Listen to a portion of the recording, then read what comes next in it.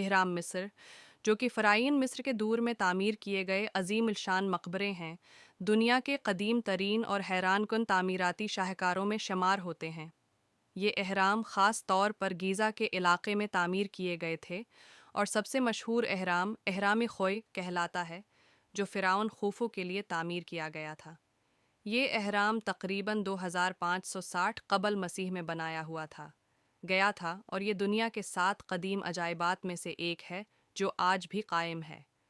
فرعین کے دور میں مصر میں ماضی کے بادشاہوں کے لیے مقبروں کی تعمیر ایک اہم مذہبی اور ثقافتی عمل تھا۔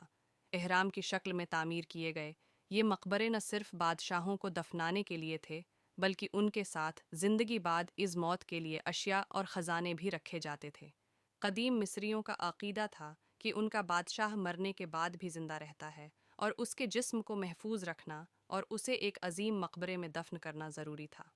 اہرام مصر کی تعمیر ایک بہت ہی محنت طلب اور پیچیدہ عمل تھا، جس میں ہزاروں مزدوروں نے حصہ لیا۔